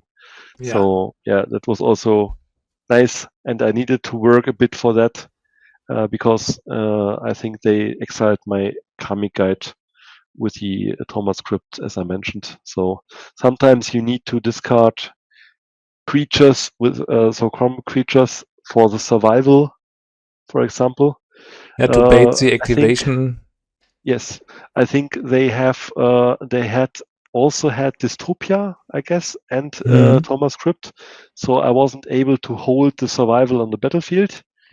Needed to sacrifice it very early, but I was at least able to use it in my upkeep with this Dystopia trigger on the stack, and then getting cards into the graveyard. And I guess it was a Karmic guide very early, and then with Squee, he was forced to use the Thomas script, and then I wasn't able to use the Hermit Druid the normal Mhm. way. But Okay. as I mentioned, there are a lot of sub combos in the deck, and you can win even without your some of Yeah, your combo absolutely. cards. Yeah, great one. Even Yep. showed the persistency of the deck to fight against or through stuff like this. Yeah, I think the deck really lives from the advantage that you asked me at the beginning if I think it's one of the most, or it's the most complicated deck in the format. That I would say it's not, but you have to see it also from the other side, and I think it's very hard for opponents to play against it Mhm. because there are so many lines, there are so many possibilities, and some of the players, or I would guess even most of the players, don't really know all the interactions at all. So Mhm. sometimes you can surprise them if you Absolutely. go away they don't really familiar with, and also the deck is not that heavily played. Yeah. So yeah, that is one advantage, that the opponents sometimes make mistakes or overthink a bit, and then you can punish them for it. Yeah, sweet. And now we continue with probably really tough matchup. Round 6, your opponent was Patrick on Enchantress, and you could still manage to do a 2-0. How does this matchup play? Yeah, Enchantress. I would say earlier it was, or in the past, it was a very good matchup for the deck. Yeah. But in the meanwhile, the Enchantress deck had a bit of transition and had have a lot of more answers now Yeah. for answering the combo and being more combo orientated than value orientated. So sometimes you just get disrupted too much with, especially with the parallax waves. Um, yeah, but in this case it was also not problematic. In the first game he had a Miri's Guile, started with a Miri's Guile and answered my first Hermit Druid. But then I had Survival of the Fittest, and with Survival of the Fittest, I was able to get another Hermit Druid out of the deck. Okay. He was able to destroy the Survival with the Seal of Cleansing, but he didn't really have a timely answer for the second Hermit. And then I was just casting Unearth out of my hand. Okay. So sometimes it happens that they have or he had card draw, Titania's Presence, how the card is called, and Enchantress presence, right? sorry, Enchantress Presence, yeah, and he drew a bit of cards, and he even tried to shuffle his deck to find another answer, but yeah, the deck really didn't deliver for him. Yeah. So, and then it's easy. So they can't really do anything or that much in instant speed. So if you untap with your Hermit and he didn't slow roll a Swords to Plowshares or so, then I activated my Hermit in my turn and reanimated the Voivod Shapeshifter with the Unearth and just killed him. Okay. Even if he got some interactions, which is impressive, like Sea of Cleansing, Swords to Plowshares. Yeah, that's one advantage from the deck, because you have a tutorable win condition. So sometimes, or against decks which are not playing that much interaction on the stack or removal, you just search Hermit Druid with the survival. Yeah, And then absolutely. even if the survival is destroyed, you have another win condition on the board. Yeah. So that's very strong against them. And they need multiple answers, so they need, if they had a Parallax Wave or so, then it would have been different.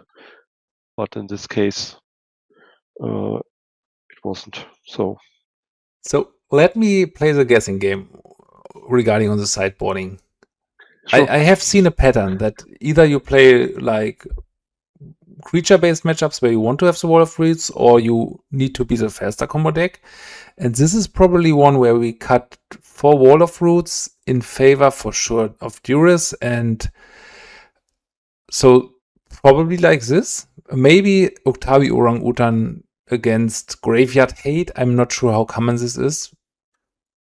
Exactly. How wrong am I? Yeah. Well done, Phil. Okay. Exactly. You mentioned exactly everything Yeah. which was relevant. Sure. It's very easy sideboarding with the enchantment hate, and this card is also very good to disrupt him. So this is one of the matchups where you definitely want to kill with the Hermit Druid, and they don't really have that much answers for that. So they play like 4 Swords to Plowshares usually, and a couple of Parallax Waves. And if you What about Solitary Confinement and Elephant Grass? Okay, there are cards, yeah. There are definitely cards, but Solitary Confinement, I think that really doesn't work with. Okay. Because you have the Ray of Revelation, and if you activate the Hermit, then you also have the answer for the problematic enchantment.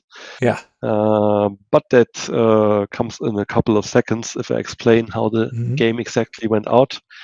And in the latest versions, I also saw a couple of Tormod scripts in the sideboard, sometimes at least only one. But having an answer for that is very important, because you want to kill with the Hermit Druid. It's the best way to end the game. And if they bring in Tormod script, then you can bring in an Uktabi Orangutan as well. So and the 4th Unearth sometimes is also an easy cut. You don't really need that much reanimating. And also, if you play against Swords to Plowshares decks, your creatures are not dying.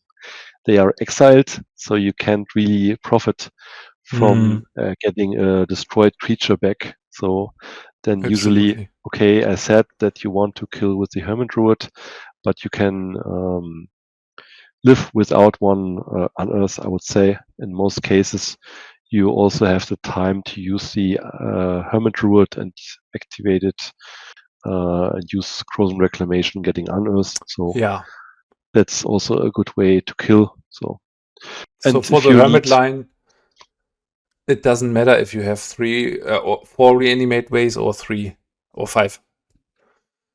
So you can keep it can matter. Sometimes you can start with a discard spell into Hermit, into Unearth, kill, turn 3. Yeah. That's very fast, undisrupted. But sometimes you need to learn that you fight a bit against something. And there should be a chance that if you have 4 reanimation spells, including the Animate Dead, then you draw at least once. And if not, you can just set up the Krosan Reclamation kill. Okay. That is also an advantage, because you always see what they have, and you can always plan ahead, and you can always activate the Hermit in their turn. And then if you do that, you can just Krosan Reclamation to be mana efficient. And then in your turn, you can always destroy, for example, a Phyrexian Wave with your Ray of Revelation before you go into the combo. So there's not Yeah, this really a is sweet. reason that you don't, you are not forced to go for the combo in your turn. So sometimes if you don't have that much mana, you can just spread it over 2 turns. And with the Ray of Revelation, you can always handle the problematic permanent at the latest moment. But if they have multiple, then it's a bit harder. But It's so usually, funny, like how much of an impact even one sideboard card can make due to the flashback part. yeah, that's a big impact on the game. Yeah. Exactly. And it pairs very well with the Hermit Druid, for sure, that you have access to the card if you activate the Hermit. Then you can answer Solitary Confinement. Elephant Grass isn't even that problematic sometimes. Sometimes you can just spend the 2 mana. But Phyrexian Wave, I would say, is the main target you need to handle before you go into the combo, because they can just exile it. And if you have a Hermit Druid without Summoning Sickness and you just cast the Phyrexian Wave, it's too late, I would say, because they can exile it, but you have the answer with the Ray of Revelation already. And then it doesn't really matter if they exile the Hermit or not. Okay, in the second game, in second game I took a mulligan to 5. I was on the draw because I won the first game, but the first 2 hands didn't really do anything. And the second game I already also had multiple Hermit Druids. And here was the situation that he had he had 2 disruptive cards, and he had exactly Elephant Grass. Okay. So this slowed me a bit down. So I wasn't able to go for the Akroma line. And on top of that, he even played Aura of Silence.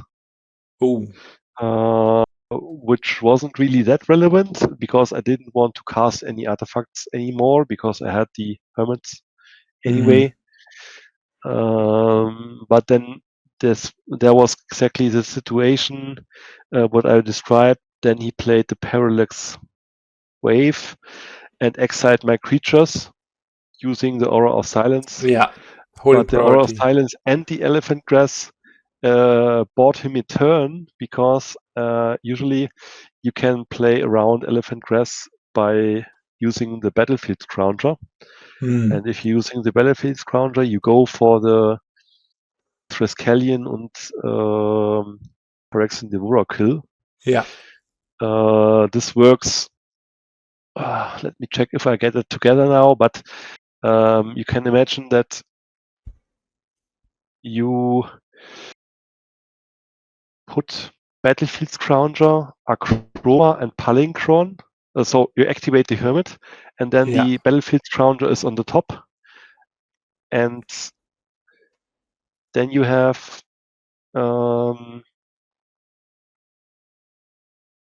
Karmic Guide. Yeah, I mean, you can just restock enough to set up for lethal kill again. Exactly. And you go for the Phyrexian Devourer kill there. Because if you have Akroma, Palinchron, and Battlefield Scrounger, that's 20 CMC. And I'm not really sure if I get that together now, but you need to reanimate Triskelion with Karmic Guide. That's probably how that works. Then using the Phyrexian Devourer, activate. Something like this. And ping the trike for itself. Then ping the trike for itself, exactly. if the Devourer already has those 20 counters, you can just kill the trike itself and then shoot them for sweet 20. line. Mm-hmm. But this didn't work because he had the Aura of Silence, so I wasn't able to use that combo because he would have been able to kill the trike in response to the first creation, and then it didn't have enough counters on it to kill the opponent. Mm-hmm. So that led that I needed to go for another round and wait a turn. But then, it was easy to just set up the normal kill, handling the parallax wave. Yeah, great one. Very, very impressive lines, and so nice to see the in-depth guide on what happened and how to sideboard and navigate the situations. So if nothing is more added to this matchup, I think we can That's continue. also what I like to mention with this deck. So you have those easy games where it's very easy. You can just untap with the Hermit and make an A plus B combo. Yeah, okay, that's one of the easiest ways. And what I really like with the deck is that you sometimes have different or difficult ways when you miss some of the pieces or even some of them get exiled, and you have to be creative to find another way. Sometimes you just have these plans B, plan C ways to just reanimate Akroma, for example, with the Karmic Guide, which is still strong in some of the matchups, but in some of other matchups it's not enough because it can be exiled. Yeah, but the real way to play the deck is around playing the hate cards. Yeah, and finding a way to solve the puzzle. Yeah, it varies probably from playing solitaire in the easiest games to solving very complex Sudokus in the tough ones with missing pieces and ton of interaction possible.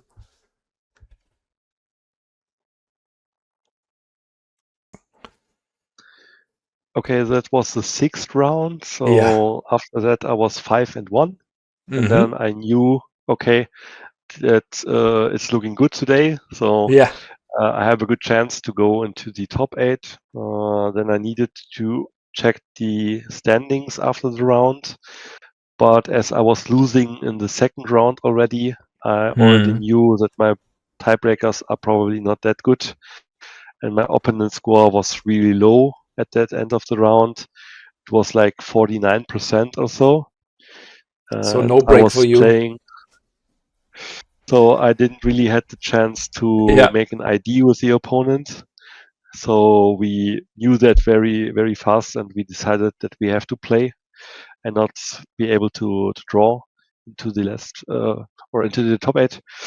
And okay, that we were at table 5, so it was in the room where all the old school players played. Was very good to play there. Was a good atmosphere there. But then I found out that I play against Moneyball, which is one of the hardest matchups to play. Okay. So I would say Moneyball and Sly are the most difficult matchups for the deck. Interesting. I wouldn't have assumed this. Yeah, because Moneyball has they have a fast clock, they have disruption in discard, they have good graveyard hate, they have mana denial, they have everything they can do to disrupt you in your plan. For example, sometimes if you keep a card with 2 survival of the fittest in your hand, then you think, okay, the card is super good against them. If it sticks on the battlefield, Withered Wedge really probably, able, right?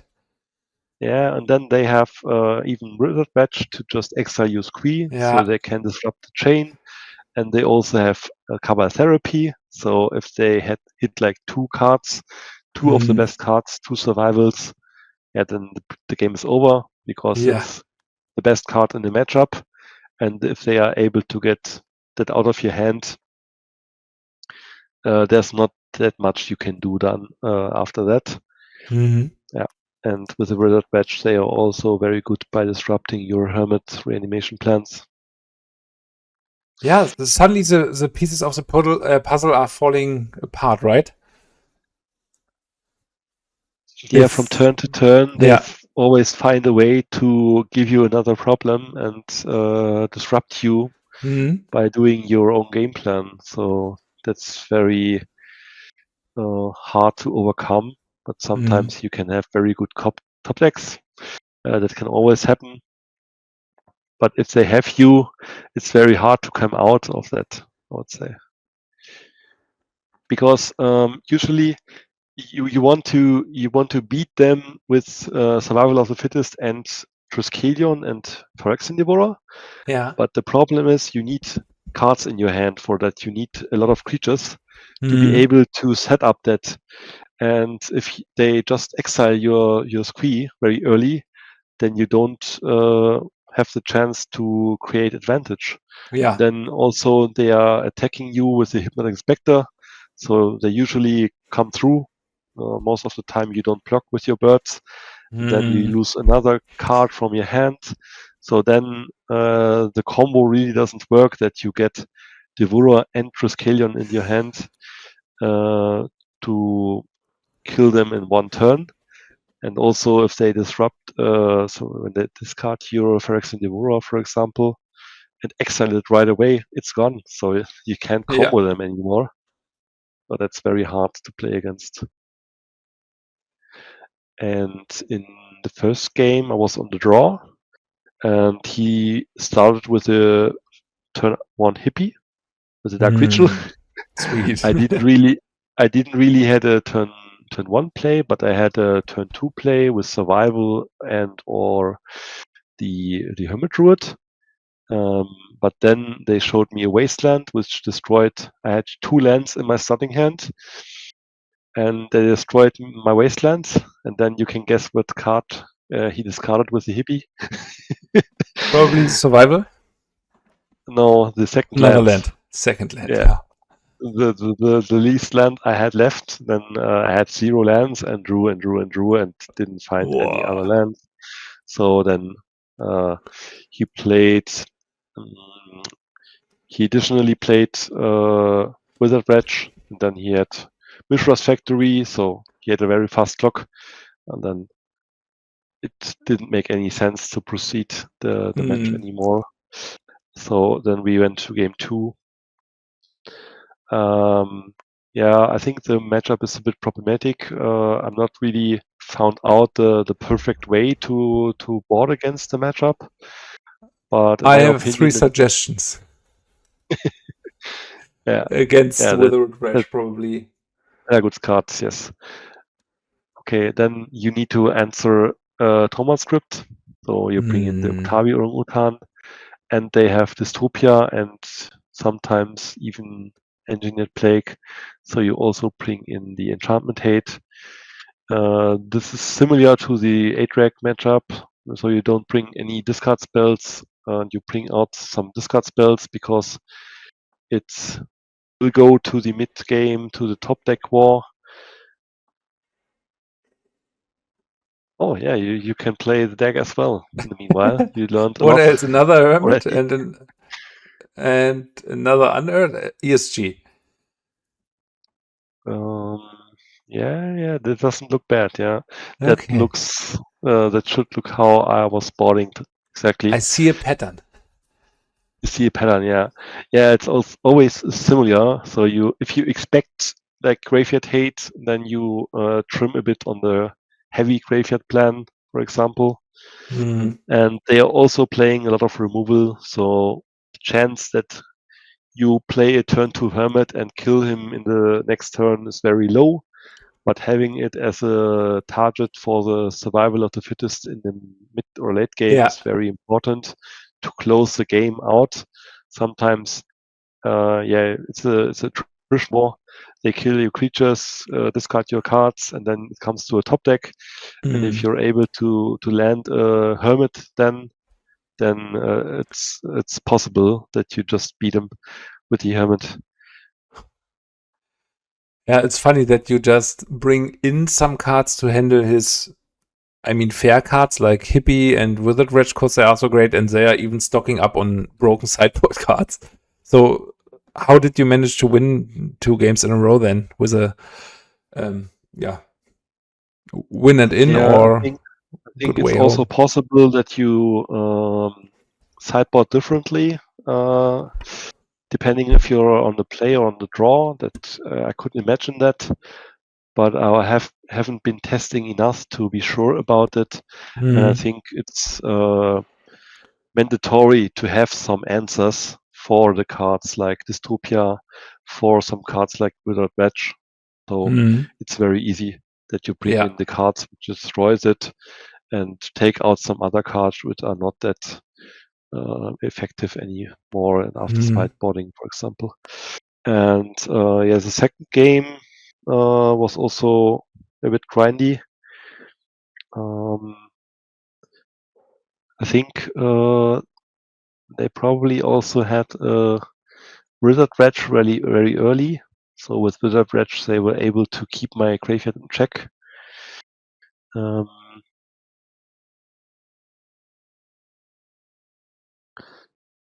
But then I had a Psychatog in play. Yeah. And I used the Hermit Druid to fill my graveyard and used Sweet. Psychatog to attack the opponent. Mm. And I think the opponent was a bit exhausted from the whole day, so Okay. he made a hit. He made a mistake. So okay, but after a couple of rounds and with the heat, I think it can happen. So he had the Wizard Badge in play, and I had Psychatog and used the Hermit Druid, and he had in his turn he played the Dark Ritual. Not really sure. He played something for 2 mana or so, and then he had 1 mana left, and he thought that he just uses the Wizard Wretch right away to exile my Warrior Shapeshifter, and I Yeah. can't win anymore. Okay. Yeah, okay, but that was a mistake. So before the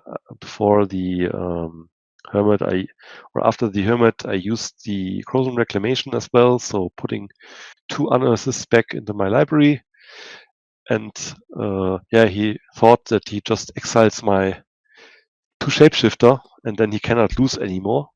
Okay. Yeah. Tough. But I also brought in the Ghitu Slinger. So with the Ghitu Slinger, I was able to unearth it and destroy his blocking creature. He had 1 creature which he could have blocked with. I think it was Withered Wretch. And he was tapped out, and this was a fault. He just needed to just exile 1 card and keep 1 mana up. And then I could to respond to my unearth if I want to cast it.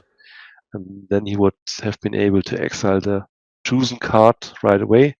Yeah. And but I had the Psychatog in play, so I was able to eat my graveyard and attack him. Yeah, he had a but easy blocker. to make the mistake. It's So, so then tough. then we went to game 3. And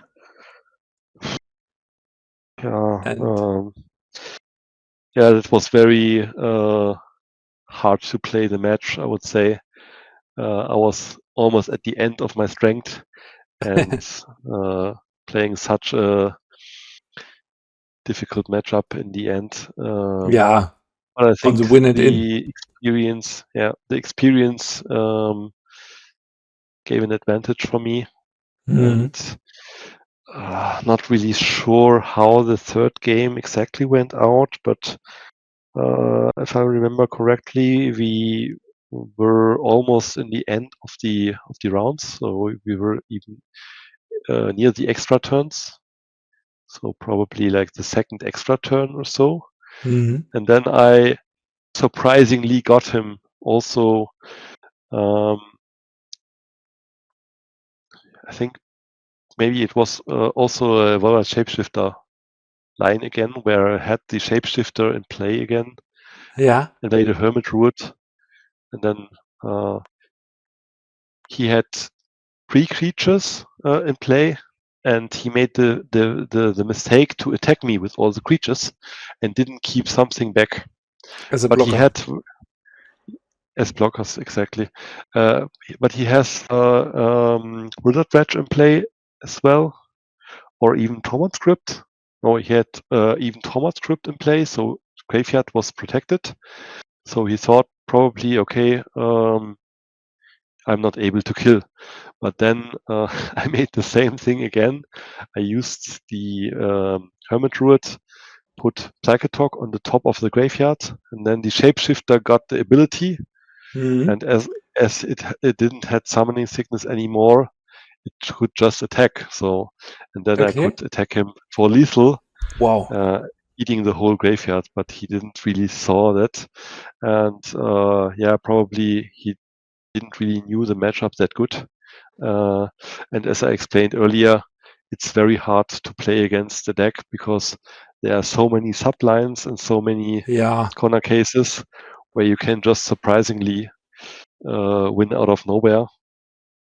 And you're focusing on the most common things or the most, the things which probably are occurring, but sometimes, you just go for another way. And Yeah. Be Psychatog is a creative. very strong card with the deck, so it's probably one of the most important cards in the deck because it Mhm. enables so much things. Yeah, very, Yeah, and very, that was very the win cool. in. That was the win Yeah. in. So yeah, very good feeling to get the 6-1 out of the event. Yeah, really great. Yeah, and then I needed a break. Yeah. Meanwhile, went to the bar and got a beer and Mhm. was very happy about the outcome of the Switch rounds. Preparing for the top 8 then. Yeah. Yes.